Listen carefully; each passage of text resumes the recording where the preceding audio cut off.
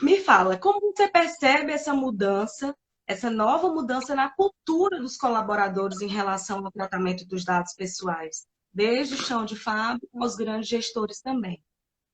Então, eu brinco que o governo foi sacana com o Brasil, né? Com os empresários brasileiros. Por quê? Porque o governo não se preocupou, e aí o governo, a sociedade como um todo, não se preocupou durante muitos anos em falar sobre privacidade, proteção de dados, educar as pessoas, né? E como é que ele fez a gente se educar, os empresários se educarem? Bota uma multa de 50 milhões aí para eles pagarem, que aí a educação vai na marra. Infelizmente foi isso, né? Mas a gente precisa correr atrás de tempo perdido. Então, o que nós temos que fazer efetivamente, né? As empresas elas têm buscado, as grandes empresas principalmente, que elas sabem que vão ser os primeiros alvos das reclamações dos consumidores. As empresas, principalmente que trabalham com consumidores, elas têm, elas têm buscado criar uma educação digital. Né? Ela tem buscado educar as empresas e faz parte de todo o processo de adequação de uma empresa você fazer a conscientização. Tá? Eu brinco que às vezes o pessoal fala, porra, Leandro, você é muito chato, cara. Você veio aqui na empresa, bloqueou meu acesso no Facebook, bloqueou os dispositivos cibernéticos, né? Você não pode entrar mais pendrive. Mas por que isso, né? Por que acontece isso? As pessoas precisam entender o motivo. Eu brinco, apesar de ser advogado, nós temos que estudar muito tecnologia.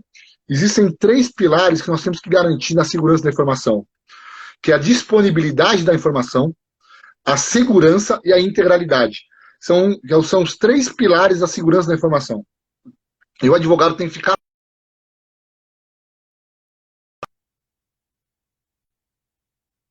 o Leandro errado. Isso pode ser um incidente, porque o Leandro não deveria ter acesso àqueles dados. Se você perder um pendrive com dados dos seus clientes e esse pendrive não tiver criptografado, não tiver com segurança, essa perda de pendrive, ela é um incidente de segurança. Se você, na hora de estar fazendo um backup do servidor, você corrompe o servidor e danifica dados que o consumidor ele perdeu aqueles dados, ele não vai conseguir acessar mais nem a empresa nem você, isso é um incidente de segurança, é um incidente com dados pessoais. Então, é isso que vocês precisam entender, as pessoas precisam entender. Mostrar para as pessoas, porque eu brinco, quando nós vamos fazer a adequação das empresas, nós temos dois níveis de trabalho, né? O primeiro trabalho é com a diretoria. Com a diretoria e mostrar para eles, olha, vocês têm que dar o exemplo, primeira coisa, né? Então não adianta nada o diretor ter acesso liberado para tudo e o funcionário lá de baixo não poder fazer nada. Nós temos que criar uma política que abranja a empresa inteira para que a empresa ela tenha uma verdadeira norma de governança. Primeira coisa. Segundo aspecto, né? Quando nós falamos com autogestão, eles têm que. A autogestão que a gente fala é gerentes, diretores, presidente, qualquer que seja a denominação que a empresa usa, supervisores, essa liderança, elas têm que comprar a ideia do projeto. Elas têm que comprar e participar desse projeto para incentivar a equipe. Porque normalmente, o que eu tenho percebido, tirando as empresas que são puramente tecnologia, quando você vai numa empresa, você vai falar de problemas para a empresa, o pessoal que é, vamos dizer assim, do segundo nível de escalão para baixo, eles entendem que o problema não é deles, que o problema é da empresa. Então a empresa que se vira para resolver. Só que eles não estão entendendo que hoje o problema é de todo mundo. Então você tem que fazer essa conscientização com abordagens bem diferentes. Tem que tomar muito cuidado na hora da abordagem. Porque quando você vai no segundo grupo, eles estão mais preocupados em saber o direito deles do que a obrigação como empresa. Né? Isso. Então, E o acompanhamento disso? Acham que é só o início de uma implementação e o resto, o dia a dia? não, mesmo porque o dado é uma coisa viva na empresa, né? É um ciclo vivo. Então, quando nós entramos e começamos um processo de adequação aqui, quando eu estou na terceira etapa, está entrando o dado de novo. O dado está entrando. Se você não continuar seguindo aquela linha, já perdeu tudo que você fez para trás, do dia para a noite. E a conscientização dos funcionários é a mesma coisa. Por quê? Porque você vai ter que atualizar a política sempre. Atualizou, por exemplo, política de segurança da informação, saiu um antivírus novo. saiu uma nova determinação da autoridade reguladora, vai ter que acompanhar, vai ter que mudar. Então, por exemplo, vou dar um exemplo para vocês do cadastro positivo, né? Ah, por conta do cadastro positivo, tivemos que colocar nas empresas restrição de acesso a servidor, segmentação de usuários e senhas nas redes. Né? Por quê? Porque o funcionário que não precisa, o funcionário que é do jurídico, ele não precisa ter acesso à folha de pagamento. Ele vai ter acesso à folha de pagamento somente daquele funcionário que moveu essa trabalhista, que faz parte da função dele. Mas ele não pode chegar lá e acessar toda a folha de pagamento da empresa inteira. Será que o cara do financeiro ele pode acessar os dados de faltas de funcionários no RH? Será que o cara do RH pode acessar os contratos do marketing, que tem um monte de dados pessoais ali? Então, assim, tem que fazer toda essa segmentação e cada área tem que entender como ela é afetada pelo dado pessoal e fazer isso da cultura da empresa. A segurança de dados, a proteção de dados, por isso nós falamos em design, de proteção por design, né? Que aí o pessoal gosta de usar siglas em inglês, né?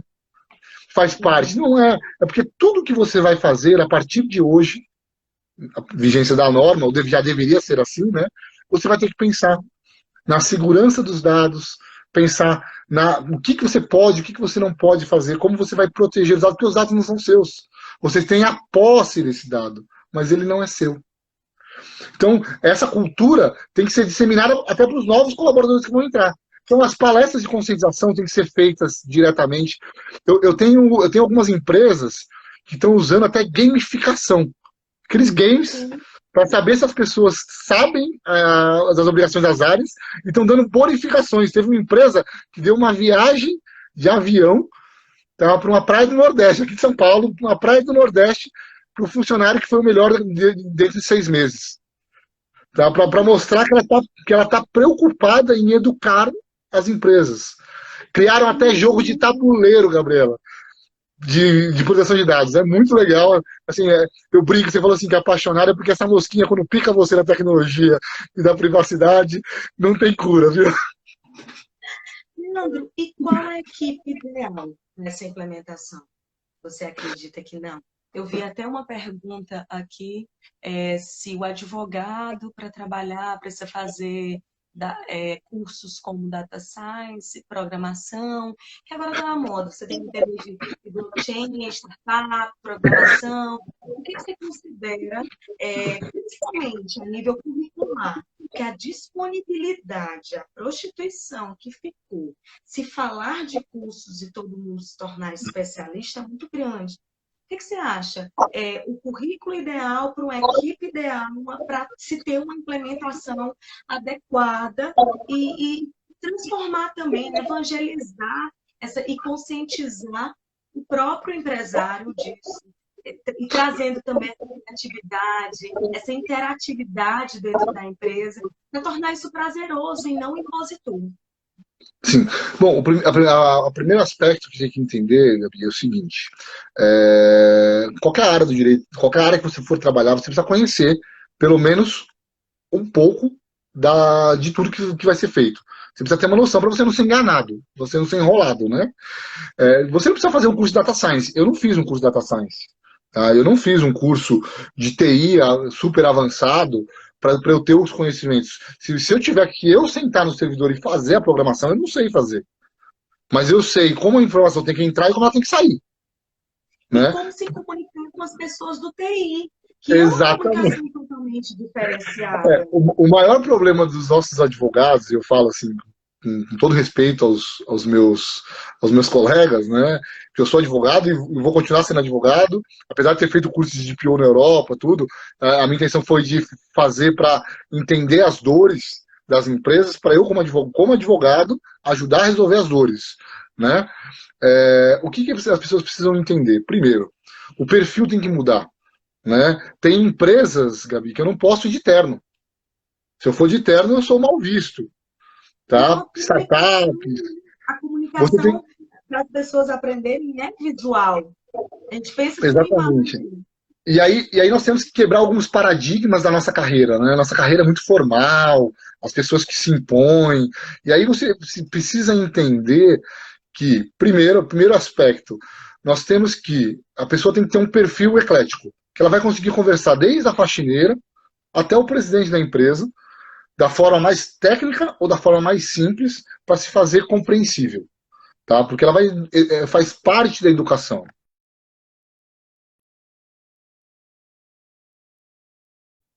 Né? Não adianta falar que ele não precisa de TI. Você vai precisar da equipe de TI junto, que vai orientar o melhor mecanismo, né, para a sua realidade. Mas é uma lei. E como uma lei, ela precisa ser interpretada por um advogado, que vai ter regulamentos que precisam ser interpretados com um advogado, que tem que ter na sua equipe, ou junto ao projeto, seja uma equipe interna da empresa ou externa, uma outra equipe auxiliando, o apoio tecnológico. Não tem como escapar. Tá? Por isso que E eu as brinco hoje. cláusulas também precisam desse apoio tecnológico, da linguagem, né? Sim, sim.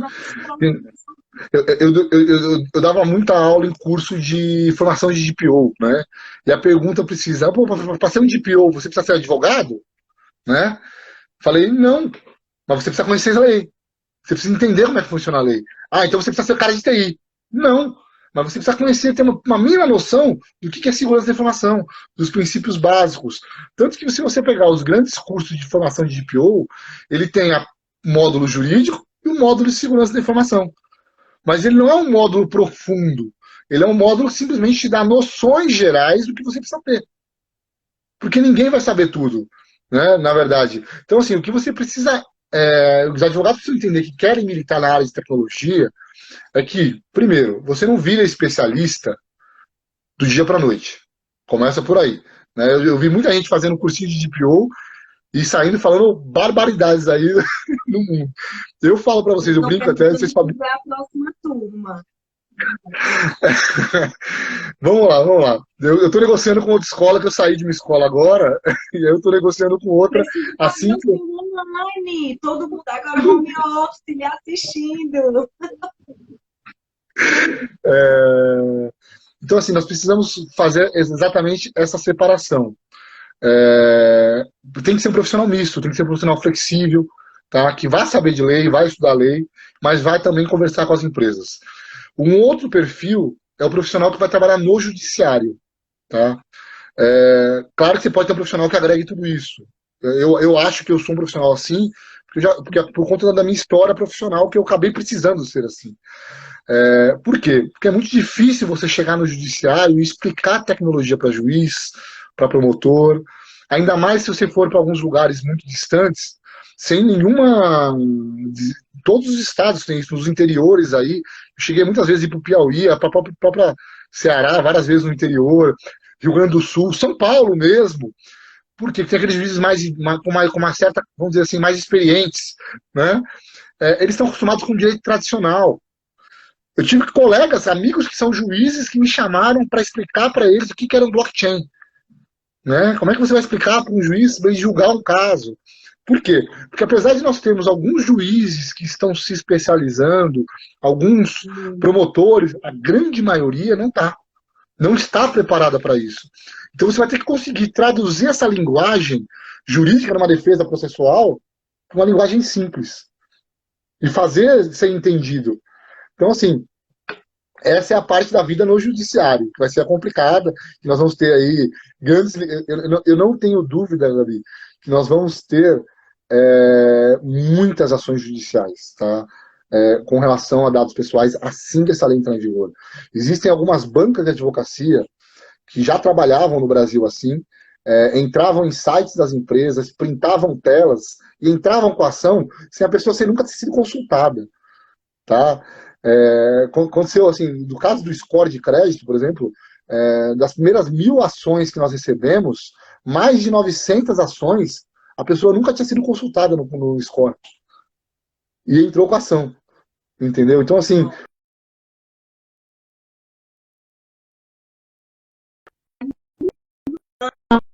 Aquela mesma fase da indústria do dano moral. Uma pessoa que nunca houve a busca entrando judicialmente. Exatamente. Mas, assim, isso para as empresas vai gerar custo, né? Você imagina eu defender 1.000 ações judiciais que vão, sem falar, sem entrar em ideologia aqui de honorários, tá? Mas que vão dizer que eu pague pelo volume R$ 1.000 por ação, né? São 100 mil reais que eu estou deixando de investir na minha empresa. E R$ 1 milhão aí que vai ser jogado fora. Então nós temos que tomar muito cuidado com essas visões e torcer que o judiciário esteja atento a isso. E uma comunicação direta e simples com o judiciário, uma forma clara, o comportamento da empresa, mostrando que ela, olha, ela faz o atendimento ao consumidor correto. A minha equipe, ela é certificada e todo mundo tem mecanismo. Nós temos uma política de segurança da informação, nós temos uma política de compliance, nós temos uma política de privacidade. Então, nós temos requisitos de autenticação. Mostrar que a empresa fez tudo o que ela poderia, isso muitas vezes vai ser contado tanto na hora da multa, a lei fala expressamente isso, que a autoridade tem que analisar as condições, e na Europa eu já vi muitos casos de fiscalização que deixaram de ser aplicadas multas porque a empresa tomou todos os cuidados que podia. E tomou só uma advertência, recebeu só uma orientação e não foi aplicada multa. Como eu já vi outros casos que foram aplicada multa porque a empresa não estava nem aí, né? E pagou bem pesado, né? Então, se só lembrar um caso aí do Google, o ano passado tomou uma multa de 50 milhões de euros da autoridade francesa porque se recusou a alterar uma cláusula na sua política de privacidade.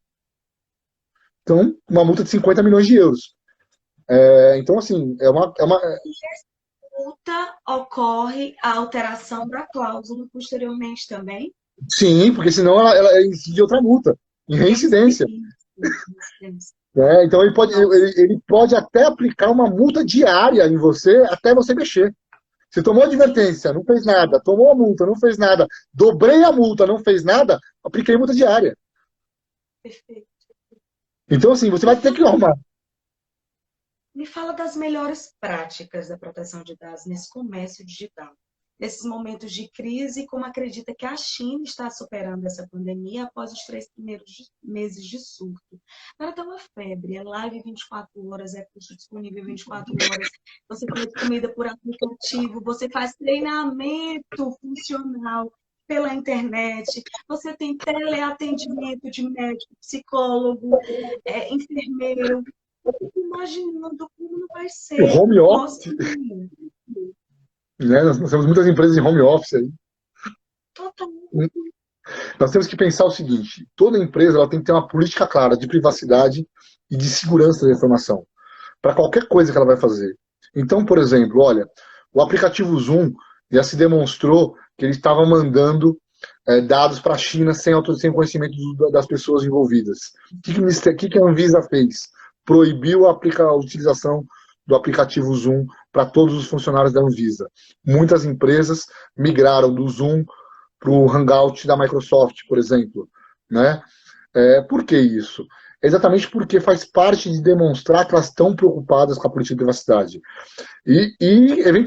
Lembrando que se sua política de privacidade, se sua política de segurança não for adequada e houver um incidente, você é responsável por reparar esse incidente. Responsável civil e, eventualmente, até criminal. Né? Então você vai responder, imagina só, um marketplace aí que tem um vazamento de dados absurdo de consumidores. Ele vai responder processo administrativo no PROCON, vai responder processo coletivo no Ministério Público, para dano moral coletivo, ação civil pública. Ele pode responder por associações, ele pode responder por todas as pessoas individualmente em ações. Então, aí, vamos citar os casos do CNJ, aquelas 2.100 pessoas. Imagina o CNJ sendo processado por 2.100 pessoas, né? Que são só aquele caso pequenininho que teve agora. Mas você imagina no marketplace que tem dados de milhões de consumidores, né? Você sofrendo milhões de ações judiciais. E, além de tudo, ser penalizado pela autoridade reguladora, né? Então, o ideal... Olha só, eu estou falando de 5 penalizações em um incidente. E nenhuma tem a mesma característica, então você não vai poder alegar bis in idem. São punições diferentes, com objetos de reparação diferentes. A reparação individual, a reparação coletiva, né? A multa por não seguir o Código de Defesa do Consumidor, a multa por não seguir o regulamento da NPD. Nossa. Né? E aí você ainda pode envolver outras agências, por exemplo, se tiver uma ANAC no meio, uma ANEEL. Então, imagina o que isso pode gerar. Então, o que é importante? Você criar mecanismos de autenticidade das informações, segurança no armazenamento, segurança no tratamento de dados, criar políticas claras para as pessoas e usar os melhores métodos e mecanismos de segurança da informação. Né?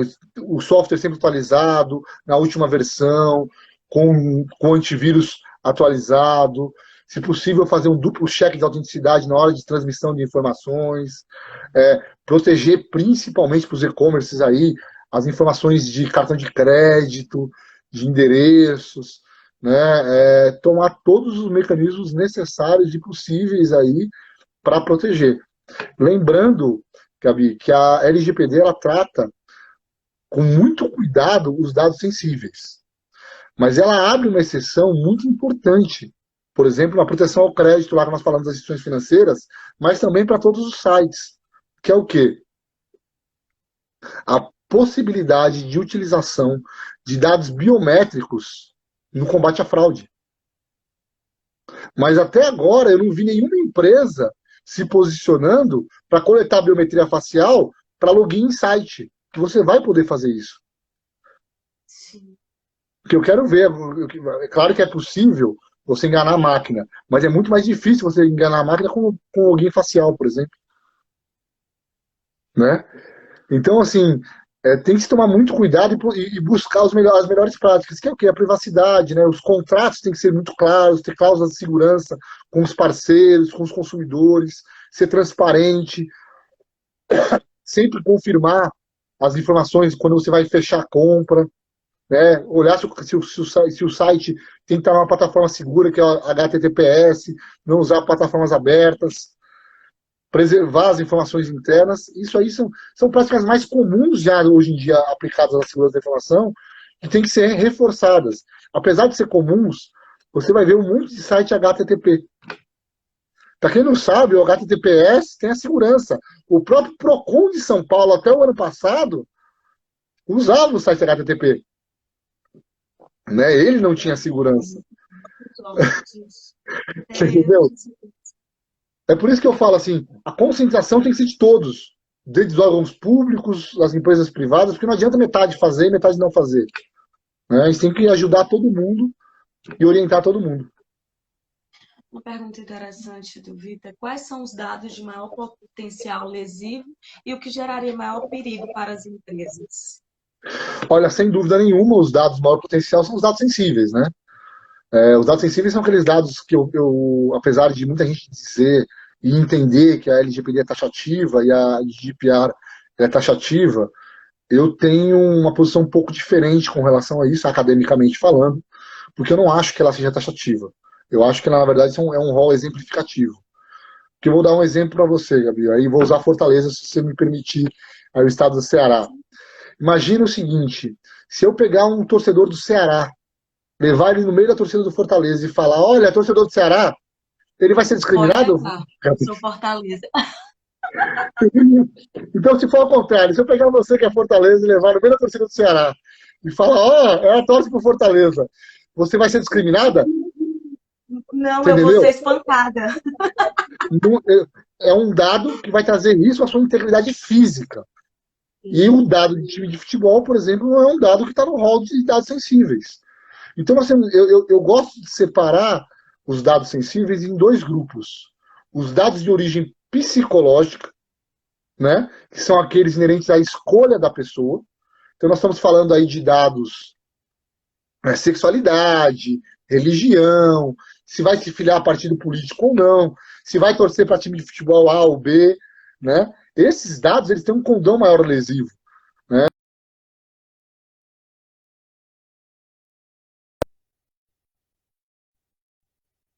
E nós temos aí uma segunda característica, que são os dados de origem biológica. Que são os dados de origem biológica? A sua fisionomia mesmo. A cor da pele, a íris do olho, sua digital, que trazem condão. Nós temos a voz, a cor do cabelo, o tipo do cabelo, tudo que se refere à sua biologia. Seu sangue, seu DNA, seu RNA, né?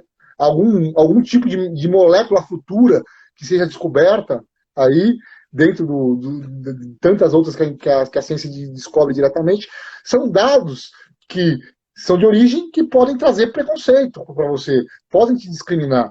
Então nós temos que olhar sempre dados que tragam um prejuízo para a pessoa como pessoa.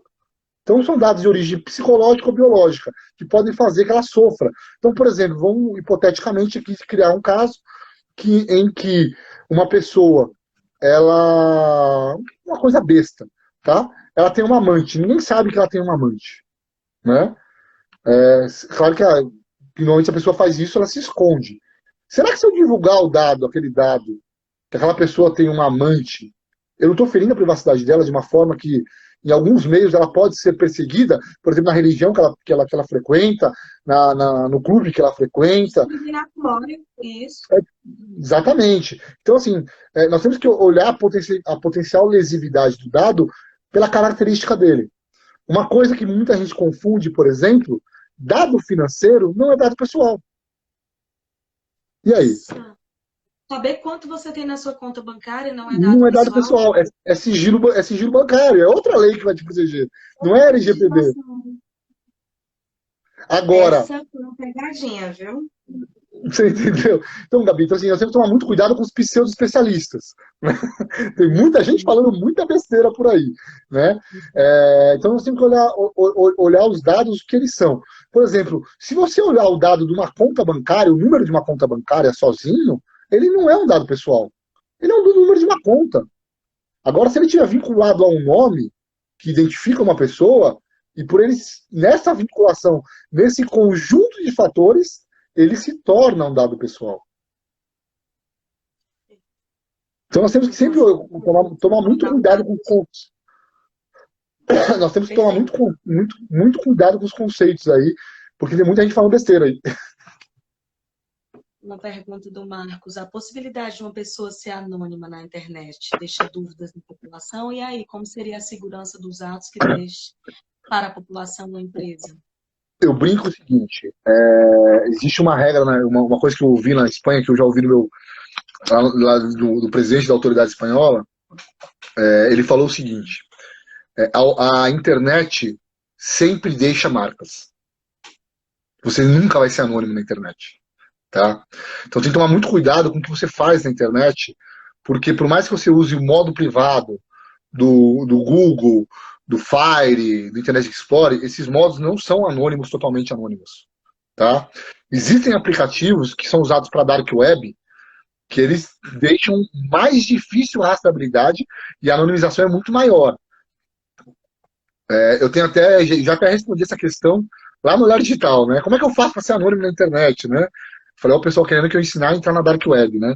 Se você tentar entrar na Dark Web com esses aplicativos, o Google, o Mozilla, dificilmente você vai conseguir. E ainda se você conseguir burlar a segurança dele e entrar, você vai ser hackeado lá. Porque eles não dão a segurança que você precisa.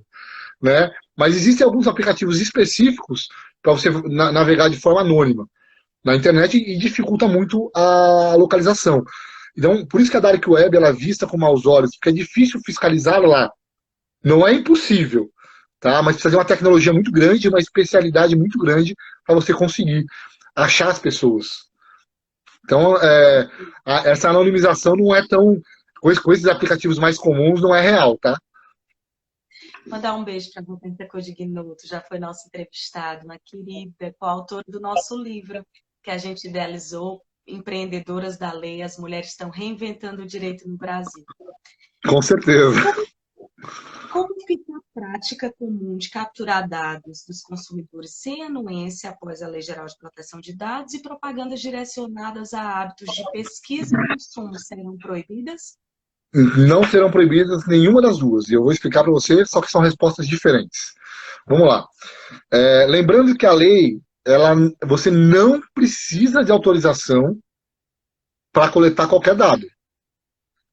Nós temos 9 bases legais, e se você estiver trabalhando em uma das 9 bases legais, que não precisam de consentimento, você vai poder ter os dados da pessoa, e a pessoa vai poder fazer nada, a não ser fiscalizar. Tá? Ela não vai poder impedir você ter esses dados. Então essa é a primeira coisa. Posso dar exemplo, os dados que estão no cartório de registros públicos. São dados públicos. Os dados de protesto. Nome, data de Não, nascimento, que dá para a gente saber o o signo, signo, que é exatamente que eu aqueles outros preciso te dados. explicar ainda, nem mais de acabar a conversa que eu explico o signo, tá? É, mas são informações que são disponíveis. Por exemplo, a própria lei ela traz uma exceção ao consentimento das informações que você disponibiliza na internet, na rede mundial de computadores. Se foi você mesmo que divulgou, eu posso coletar sem seu consentimento, porque ela se tornou pública por você mesmo. É uma exceção à lei. Né? Então nós temos que tomar muito cuidado com o que nós falamos. Ó, não se pode coletar. Existem uma série de robôs que nós chamamos de crawlers, que ficam buscando o tempo todo na internet informações de tudo a todo mundo. As próprias informações do Poder Judiciário são informações de um cartório público. Então, os processos que não estão sob segredo de justiça, você pode coletar as informações que estão lá. A Sim, questão é qual a finalidade que você vai ter para você. Você vai ter que ter uma justificativa legal, dentro das bases legais, para você manter o armazenamento e a utilização dessas informações. Mas ela é e uma fonte desde, por limpa. exemplo, eu tenho um material que eu vou utilizar no meu processo, depois eu tenho que anonimizar. Como assim? Não entendi a pergunta, desculpa. Depois que eu protocolar, pego um processo desse público, pego alguns dados dele, utilizo para um processo meu e depois eu tenho que dar fim nesse Não, você material tem que que eu não pensar o puder seguinte, vamos utilizar. lá. Existe um princípio que na Europa tem outro nome, mas aqui no Brasil nós temos outro nome, que é o princípio da adequação dos dados, ou na Europa o princípio da minimização dos dados. Você só pode se coletar o que for necessário, extremamente necessário para a sua operação. Então você nem pode coletar o que você não precisa. Então, e se aquela informação é necessária e você coletou porque ela é necessária, você não vai precisar fazer nada, você vai poder usar ela. Pelo período da utilidade dela, pela temporalidade da operação que você está fazendo. Né? Então, tem que ficar muito atento a isso. Muita gente fala que tudo não pode, agora só com consentimento. Estão sendo criados muitos mitos aí que não são verdade. A lei ela foi criada para proteger as pessoas, mas também para proteger as empresas. Se nós temos uma questão, eu fui até na ONU falar sobre isso em 2017, quando eu estava tendo a crise dos refugiados. Olha, em 2017 eu defendi lá na ONU, na África do Sul, falando sobre a utilização de dados como mecanismo para a inclusão social. Porque a sociedade, se ela não sabe que você existe, ela não consegue te suprir as coisas mínimas, como saúde, educação e alimentação. O maior problema que nós temos hoje com os moradores de rua, eu faço parte de um grupo de estudos de moradores de rua na Universidade Católica de Santos. Estou encantada, Que eu quero aliar a Low Talks nesses projetos. A gente eu, tem várias ações sociais. então, só para você ter uma ideia, a maior dificuldade que nós temos de ajudar os moradores de rua a serem inseridos na sociedade é saber quem eles são. Sim. Porque o governo, ele não cria políticas, porque ele não sabe quem são as pessoas. Então, a primeira coisa é coletar os dados dessas pessoas para identificá-las, ainda que sem a autorização delas, para poder ajudar a melhorar a vida delas. Poxa, que lindo. Então, o maior problema, então, que nós temos hoje, por exemplo, dos refugiados, é que eles saem ou dos fugitivos, que nem todo mundo é refugiado, porque refugiado tem um reconhecimento internacional e tem direitos e deveres, então eles tratam os imigrantes ilegais, não podem ser tratados como refugiados, que eu já escutei isso de alguns países, né? Tudo bem, os imigrantes legais, os deslocados, seja por qualquer razão, ambientais, por exemplo, que não têm o status de refugiado, eles não conseguem se inserir na nova sociedade porque a sociedade não sabe quem são eles. E acaba criando uma discriminação pela ausência de dados. Será que A essas Robertinha pessoas. está complementando. Acho que a questão dos mitos a respeito da matéria é pura ignorância. Precisamos esclarecer estes tópicos. É Incrível, exatamente isso Robertinha. mesmo. É por isso assim, eu procuro falar sempre, tentar compartilhar essas visões, esses conhecimentos, porque nós precisamos de uma maturidade para o Brasil, porque senão nós vamos ficar para trás do mundo. Nós temos que sair. Hoje, quando eu saio do Brasil para falar de proteção de dados, e quando olham, quem não me conhece ainda, eles olham para mim e já falam, puta, um advogado brasileiro. vai ficar naquele basiquinho como sempre. Né? Porque a maior parte dos advogados que nós vemos hoje falando ficam no basiquinho, mas assim, a gente precisa sair disso, começar a entrar nas discussões mais profundas. Foi até por isso que nós criamos um livro baseado em uma base legal, que é o legítimo interesse. Vamos discutir uma base legal. Porque tem muita coisa. E eu falo para você, o que está nesse livro não esgotou o assunto. Tinha muito mais coisa para se colocar. Ai, quero comprar esse livro. O Vitor está comentando. Eu vi que tinham discriminação devido ao endereço pelo histórico de crimes da região como favelas, isso lá nos Estados Unidos. Ele fez uma outra ponderação, pegar históricos de sentença de um juiz e tentar usar, só um minutinho que passou. Tentar usar a machine learning para tentar prever como ele será julgado. Isso seria contra a Lei Geral de Proteção de Dados, sendo os dados públicos? Excelente. Vamos lá. Vamos responder por etapas, né? O Watson da IBM, ele faz isso nos Estados Unidos, né? Eu fui estudar esse programa, eu até uso um vídeo nas minhas aulas explicando um pouquinho do Watson, e eu brinco com as pessoas, né? Que lá no vídeo ele fala assim: se você está estudando direito, pare agora, né? Terá muito menos advogados no futuro, não sei o quê, aí explica o Watson, né? Por quê? Porque a advocacia básica, com o tempo, vai ser substituída por robô. Eu acredito que isso vai acontecer efetivamente. Então, nós, como advogados, precisamos nos fazer fundamentais. Como que nós vamos ser fundamentais? Nos especializando cada vez mais nas áreas de atuação. E mostrando um conhecimento que a máquina não vai conseguir fazer. Né? Então, por exemplo, aquelas ações repetitivas que nós tivemos aí, planos econômicos, por exemplo. Quem trabalhou em planos econômicos aí, né? Milhões de ações de plano Collor, plano Verão, plano Bresser. O que eram essas ações? É substituir o nome do autor e colocar peça. Isso não vai fazer mais advogado, não vai precisar de advogado para fazer isso no futuro. Vai ser uma máquina que vai fazer. Muitos escritórios já estão usando a inteligência artificial para fazer peças mais simples. Né? Até iniciais de cobrança mais simples, eles estão sendo utilizadas por inteligência artificial. O que nós temos que lembrar só é que, por exemplo, as sentenças que você vai coletar de um juiz, se você, na hora da coleta, anonimizar os dados pessoais das partes, por exemplo, você vai poder usar isso. Isso é uma inteligência do advogado. Você sabe, por exemplo, muitas vezes você já sabe o posicionamento da vara, se você atua numa comarca pequena, você já sabe o posicionamento dos juízes. E você atua, por exemplo, aqui em São Paulo, nós temos aqui 12 ou 13 foros regionais, né? Eu tenho mais ou menos nas áreas que eu atuo o posicionamento de cada foro. A jurimetria está aí para isso, né? Essa busca de dados.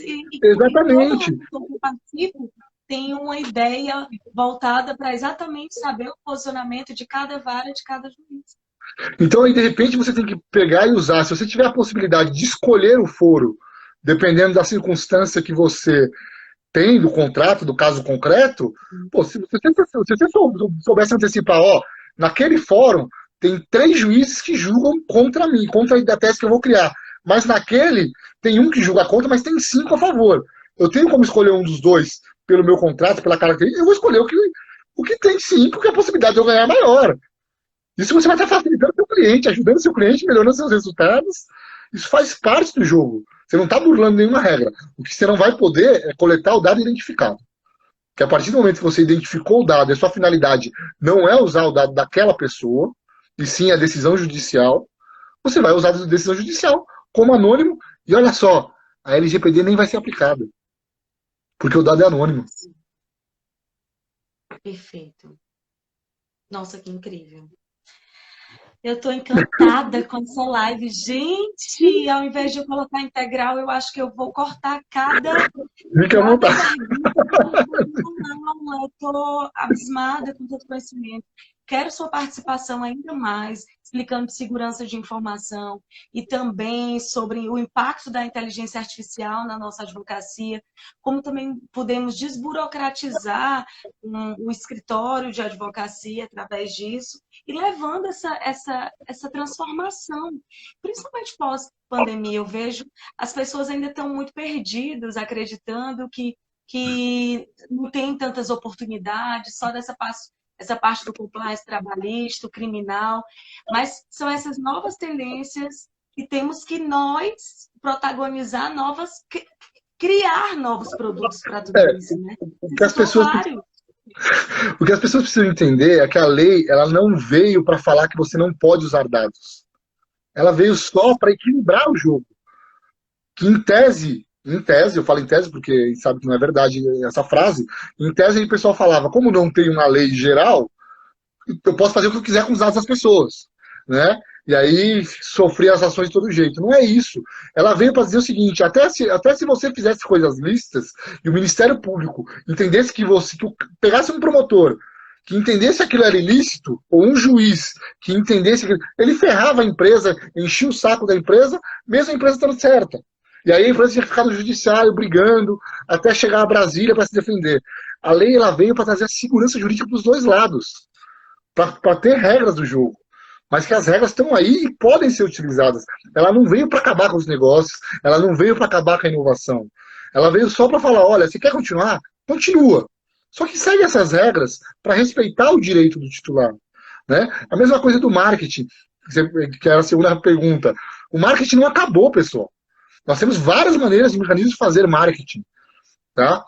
Você criar um relacionamento com a pessoa, né? Você já tem um grupo econômico.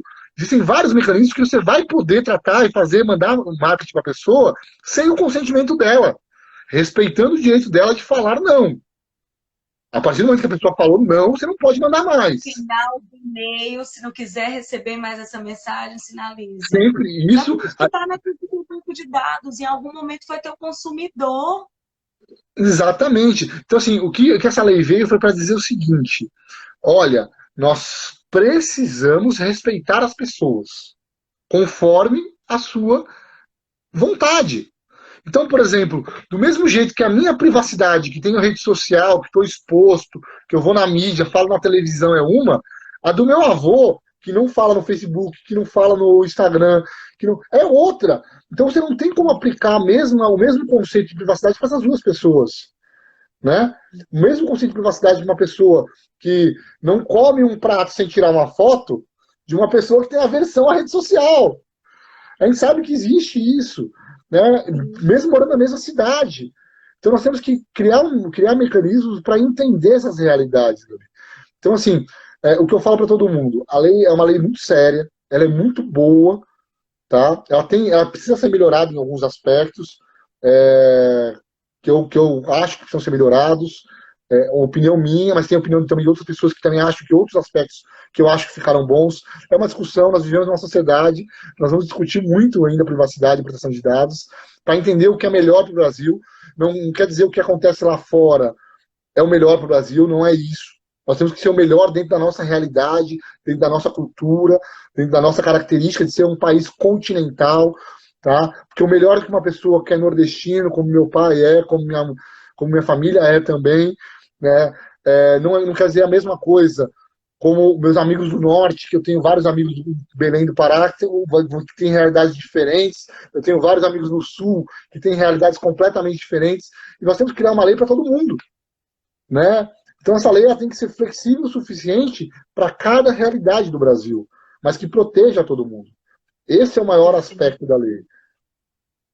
Uma pergunta incrível do Vitor. O dado anonimizado inibe a Lei Geral de Proteção de Dados, porém, se pegarmos dados pessoais de hábitos online de comprar, anonimizar, fazer um mapa de calor, vendo os registros que possuem, os registros, eu acho, que possuem maior tendência é fazer publicidade. Geolocalizadas são da Lei Geral de Proteção de Dados também. Vamos lá. A anonimização é um dos aspectos mais polêmicos que tem quando nós falamos de proteção de dados. Tá? Se você for falar da área técnica, aí eu vou pedir, se tiver algum cientista de dados aí, tá? Eu estou falando como advogado, como jurista e não como cientista de dados. Tá? Porque, lembra aquela brincadeira que eu fiz com o número da conta?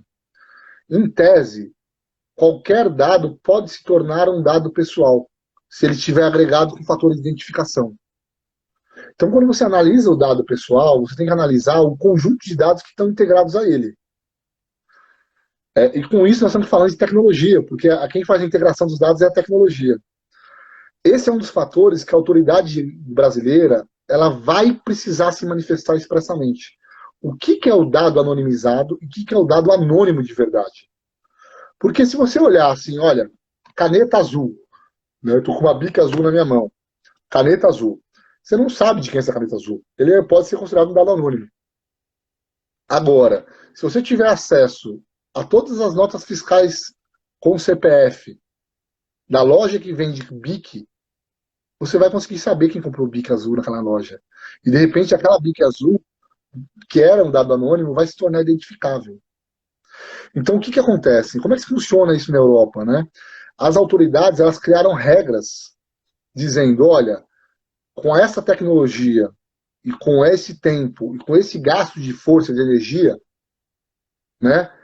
Tudo que tiver dessa régua para cima, nós vamos entender como dado anônimo e não vai aplicar a GDPR, porque vai ser muito difícil fazer a identificação desse dado.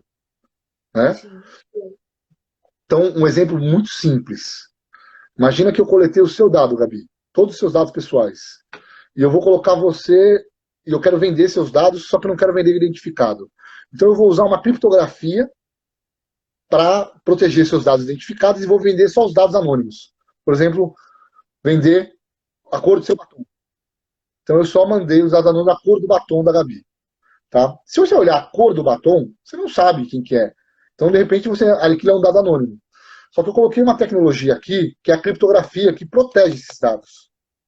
Só que se essa criptografia for quebrada, vai trazer a identificação da Gabi. Sim. Então, qual é a criptografia que eu tenho que usar? Qual é o mínimo de criptografia que eu tenho que usar para ser considerado anônimo? Porque a tecnologia vai mudando toda hora. Então, a gente precisa, por exemplo, da autoridade para dar essa régua para a gente. Para entender no Brasil o que vai ser considerado dado anônimo e o que não vai ser. Por isso que alguns aspectos da lei, mas sem sombra de dúvida nenhuma, qualquer dado que não identifique, em tese ele é anônimo. E se não é anônimo, não aplica a lei. Tá? Que nós vamos ter, que existe uma camada entre anônimo e identificado muito tênue. Nós precisamos de algumas definições para isso. Tá? Se você não tiver mecanismos, imagine o seguinte, se você não tiver mecanismo de fazer a tecnologia reversa e identificar a pessoa, esse dado vai ser anônimo e não vai ser possível aplicar a LGPD nele. Agora, se tiver mecanismos tecnológicos, mecanismos de busca de outras informações em fontes públicas, outros mecanismos de inteligência artificial que possibilite você pegar um dado anônimo e facilmente transformar ele em dado identificado, esse dado ele não vai ser anônimo. Ele vai ser pseudo-anonimizado e vai ser aplicado à lei. Só que para isso eu preciso da autoridade dizendo para a gente como vai ser feito, qual a tecnologia. Né? Então, essa é uma pergunta muito complicada de se responder. Demais. E a última, gente. Se a internet é global, por que devemos ter Lei Geral de Proteção de Dados nacional? Vamos lá. Aí é um princípio do direito internacional. Né? Nós precisamos, os países eles são soberanos entre si no seu território. Né? Apesar que nenhuma lei de proteção de dados ela respeita a soberania. Se você parar, nós vamos ter casos que vai ter conflito entre a norma europeia com a norma brasileira. E se não houver um tratado internacional entre o Brasil e a Europa, nós vamos ter alguns problemas com as empresas aí na execução. Então nós temos que lembrar o seguinte, é uma lei, mas cada país tem sua autonomia dentro do seu território. E haveria necessidade de um tratado internacional de proteção de dados, ou uma lei geral mundial de proteção de dados, para que os países tivessem princípios básicos e se ajudassem. Não é possível fazer uma lei tão específica mundial, porque cada país tem a sua característica. Tem país que é voltado para a esquerda, tem país que é voltado para a direita, tem país que vai aceitar aquela norma. O Tratado de Direitos Humanos, tem país que não aceitou até hoje, tem país que não ratificou. O Tratado de Direitos Humanos da ONU. Né? Então, assim, é muito complicado quando nós falarmos de legislações, de aplicar uma legislação de um país em outro. Se não houver uma cooperação entre os países, esqueçam, isso não vai acontecer. Então, os países têm que buscar, dentro da sua realidade, a maior proteção possível para os seus cidadãos, na maneira, não só cidadãos, mas as pessoas que lá vivem. Lembrando que a LGPD ela se aplica também a estrangeiros, tá? Por isso que não é cidadãos, né? tem que se aplicar dentro da realidade nacional daquele país. E proteger dentro do que o país acredita, dentro do que o país faz. Por isso que nós precisamos de leis nacionais. E é claro, quando houver o conflito entre normas internacionais, os países vão ter que fazer uma ponderação, né, entre as normas, porque vão ser duas soberanias se comunicando. Por isso que o ideal, por exemplo, é que haja tratados internacionais aí, assim como há tratados de persecução penal internacional para os crimes de guerra, TPI, o Tribunal Penal Internacional, né? A Organização Mundial de Saúde, no caso da saúde, nós estamos vindo as orientações para o coronavírus, como os países têm que se posicionar, mas nenhum desses organismos internacionais tem o poder de obrigar o país, né? O país ele entra num tratado internacional, e eu aprendi com o meu professor de Direito Internacional da faculdade, que para mim foi um dos melhores professores que eu tive, mas eu só fui reconhecer isso quando eu saí da faculdade e comecei a trabalhar com direito internacional. Eu falo para vocês, a gente aprende muito da porrada, aí eu lembrei muito dele.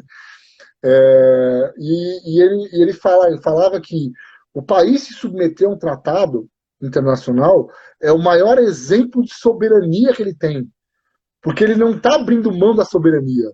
Ele está dizendo que, por ele ser soberano, ele vai aceitar que um organismo internacional intervenha nele. Porque ele decidiu isso, né? Então, assim, os países precisam aderir a tratados, aderir a organizações internacionais, para que elas possam, que aquelas normas terem poder no país, né? Então, por exemplo, o Brasil pode ser punido pela ONU porque ele faz parte da ONU. Se ele não fizesse parte da ONU, ele não poderia ser punido pela ONU. A ONU ia falar alguma coisa, o Brasil ia mandar uma banana para a ONU, né? O Pacto de São José da Costa Rica e todos os outros que nós temos por aí. Vitor está fazendo uma pergunta.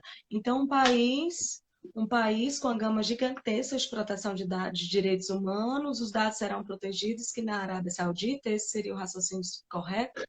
É mais ou menos isso, olha só. Na China, nós não temos uma regra clara de proteção de dados. O Estado pode tudo, né? Na Arábia Saudita, nós temos um Estado teocêntrico. Então, as características de proteção vão ser diferentes. Os níveis de proteção vão ser diferentes. Nós citamos aqui, eu brinquei que você fez uma live hoje com a doutora da Austrália, né? Por exemplo, a Austrália ela tem um nível de proteção diferente do Brasil. Ele é considerado um nível rígido, que é melhor que o do Brasil, porque o Brasil hoje não tem a LGPD em vigor. Mas, por exemplo, para a Europa não é considerado um país adequado. Né? Por quê? Porque as características, por mais que ele tenha a rigidez ali, tem preceitos que eles não respeitam, que a Europa entende como fundamentais. Né? O Japão, por exemplo, está em processo de adequação na Europa. Enquanto o nosso vizinho Uruguai aqui, que é pequenininho, já está adequado e, inclusive, assinou o Tratado de Estraburgo. É o único país da América do Sul que aceitou o Tratado de Estraburgo de proteção de dados. Né? Então, existem uma série de circunstâncias mundiais e características regionais que os países decidem se aplicam ou não. Não existe um certo e errado. Existe o limite da soberania e o limite das regras. Né? O direito internacional ele é muito bonito nisso, e tanto que a minha tese de doutorado é Data Breach Internacional. É o vazamento de dados internacionais. Como é que nós vamos resolver isso? Né? Com um monte de legislação, com um monte de coisa. Doutor Leandro, eu estou encantada. Eu desejo muito sucesso, muita realização, que tenha ainda mais entusiasmo de passar conhecimento, sabe? Não autopromoção, nem seu currículo, nem seus feitos, mas de levar o conhecimento assertivo para a sociedade, para construir uma sociedade diferenciada, seja através das entrevistas do seu canal, seja disponibilizando, dando uma oportunidade a mim, que tenho esse quadro, já estou no 2º congresso, espero fazer muito mais, e espero ainda também tê-lo na nossa revista, para que a gente possa fomentar ainda mais a informação jurídica assertiva de qualidade no mercado.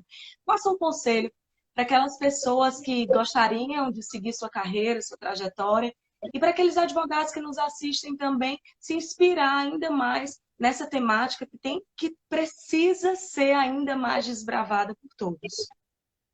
Bom, Gabi, a primeira coisa que eu queria dizer é o seguinte, eu acredito de verdade na proteção de dados, isso é uma coisa assim que tá dentro de mim, eu acho que é necessário para as pessoas. Uma coisa que eu aprendi muito é que a sociedade nos dá muitas oportunidades de crescer. Você não é ninguém sem uma sociedade para você ser alguém. né? E você tem que devolver um pouco disso. Deus não me deu esse talento, essa vontade, essa circunstância, e eu tenho que retribuir isso para a sociedade. Então, sempre que eu puder, eu vou estar dividindo conhecimento, discutindo. Eu não sou dono da verdade, longe disso, eu tenho que aprender muito ainda. Eu aprendo muito com muitas pessoas, o Fabrício mesmo, um grande amigo que eu discuti muito tempo no congresso com ele lá, sentávamos à tarde aí, batíamos papo homérico sobre proteção de dados, o que era melhor para o Brasil ou não, trazendo diferentes legislações do mundo, né? E não existe um certo e errado, existe o que é melhor para a sociedade brasileira.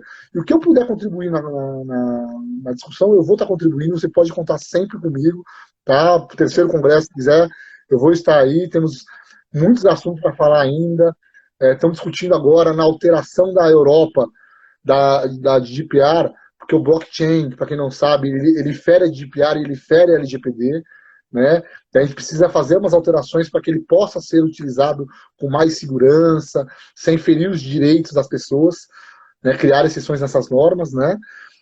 Um dia a gente pode falar só sobre blockchain, que é bem legal, inteligência artificial.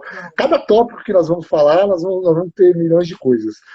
E o que eu posso falar para todo mundo que quer estudar essa área de direito digital, assim, primeira coisa, tenha humildade, porque não é com um curso de uma semana que você vai aprender, tá? Eu estou há mais de 10 anos nessa área e cada vez mais eu aprendo, tá? Mas também não quer dizer que você seja um burro porque você tem um curso de uma semana, tá? Não é isso que eu quero dizer. Eu quero dizer o seguinte, qualquer pessoa que se dedicar, que gostar de verdade do assunto e ir atrás, você vai ter sucesso na carreira. Nós estamos de frente de um oceano navegável aí. Nós somos aqui Colombo, saindo com as caravelas. Pedro Álvares Cabral para descobrir o Brasil, né? Saindo com as caravelas para chegar na América, no novo mundo. E só depende da gente. Construir uma caravela pequena que vai afundar na primeira tempestade, ou construir ela sólida, baseada em estudos, em conhecimento. Tanto é que, assim, eu não paro de estudar. Eu fiz curso agora da ISO 27702, agora, de proteção de dados, né? Eu escrevi nesse. Eu já fiz curso da ISO, eu vou para fora direto estudar, eu faço doutorado na Espanha, porque eu acho que, já que a nossa lei seguiu de lá, nós temos que pegar de lá a experiência, porque 80% vai estar certo.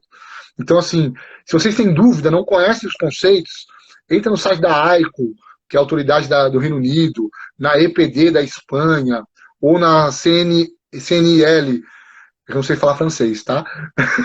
Que é a autoridade da França. Eles ajudam muito, orientam muito as pessoas e os advogados nas dúvidas sobre cada conceito. Só tem que tomar cuidado que eles estão baseados na GDPR, né? Tem diferenças para a LGPD, e eles também estão, quando eles se manifestam, essas autoridades, elas se manifestam respeitando leis nacionais, né? Nós vimos aí, eu dei exemplo de 2 casos. Por exemplo, na França, a autoridade falou que não se podia perguntar para o funcionário se ele estava com coronavírus. Na Espanha, a empresa tem a obrigação de perguntar se ele está com sintomas, né? Tem até uma cartilha de como fazer isso para a autoridade mandou da autoridade da Espanha. Então nós temos 2 autoridades na Europa com posicionamentos diferentes, né? Então nós temos que tomar muito cuidado com essas interpretações, mas para você ter uma noção, uma base melhor, usem a internet. Nós temos aí grandes colegas aí que escrevem livros, discutem um assunto aí sobre o tema, o Fabrício, o Márcio Cotes, aí o Danilo Doneda. Nós temos grandes personalidades aí que enriquecem muito esse conhecimento. E, Gabriela, eu queria te dar parabéns por esse canal. Eu acho que é isso mesmo, nós temos que dividir, compartilhar conhecimento e buscar a melhor coisa para o Brasil. Nós temos que buscar o compartilhamento da informação para que nós saiamos dessa circunstância e crescemos como população. Obrigada por tudo. Eu só tenho 10 segundinhos. Agradecer a todos. Mais sucesso ainda.